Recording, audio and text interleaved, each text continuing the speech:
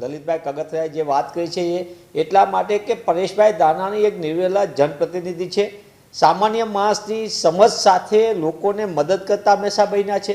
વિધાનસભા કોંગ્રેસ પક્ષના નેતા તરીકે સમગ્ર રાજ્યને હચમચાવી નાખીને ખેડૂતોના જે હકના નાણાં હતા એ ચાવ કરી જનારી ભાજપાની નીતિ જે હતી એ મગફળી કૌભાંડ ખુલ્લું પાડનાર પણ પરેશભાઈ દાનાણી હતા।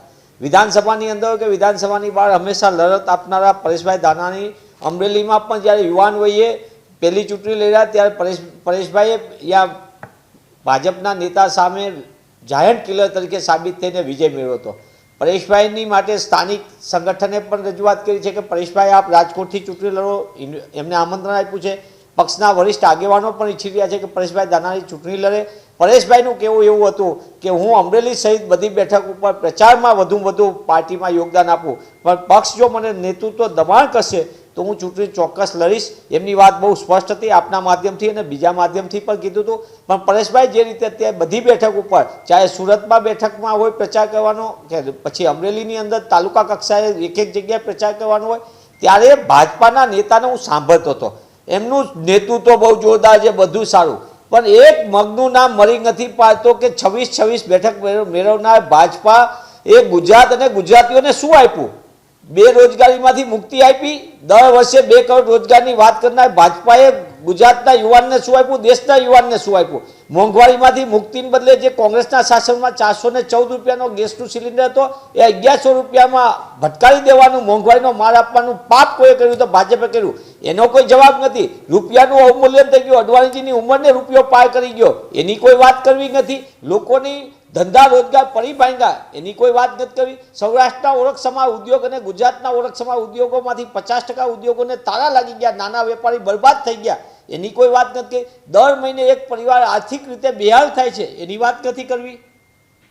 મનીષભાઈ, જે પ્રમાણે લલિત કગથરાએ જણાવ્યું કે જો રૂપાલાને ઉમેદવાર તરીકે બદલવામાં નહીં આવે તો જ પરેશભાઈ ચૂંટણી લડશે, જો ઉમેદવાર બદલી દેવામાં આવશે તો પછી પરેશભાઈને મેદાનમાં નહીં ઉતારવામાં આવે, તો શું આ ક્ષત્રિય સમાજનો જે મુદ્દો બન્યો છે ક્યાંક લાભ લેવાના ચક્કરમાં છે કોંગ્રેસ? નહીં, રાજનીતિમાં એવી કોઈ વાત કોંગ્રેસ કોઈની બાબત નથી। પરેશભાઈનું પહેલેથી જ આ બધાની લાગણી કે પરેશભાઈ આ ચૂંટણી લડે। આ મુદ્દો તો કોના કારણે ઊભો થયો છે? અમારા કારણે તો ઊભો નથી થયો। બફાટ કોણે કર્યો? ભાજપાએ। અપમાન કોણે કર્યું? ભાજપાએ। ક્ષત્રિય સમાજની બેન દીકરીઓનું અપમાન થાય, ગુજરાતની બેન દીકરીઓનું અપમાન થાય એવી વાત કોણે કરી? ભાજપાના ઉમેદવારે કરી। એટલે આમાં કોંગ્રેસ પક્ષની કોઈ વાતમાં કોંગ્રેસ પક્ષ તો એ માને છે કે જેને પ્રતિનિધિ તરીકે થાય એ આંગળી ઊંચી કરે એવો પ્રતિનિધિ ન હોવો જોઈએ, એ લોકોનું કામ કરે ને લોકો પ્રત્યે સંવેદના રાખનારો હોવો જોઈએ।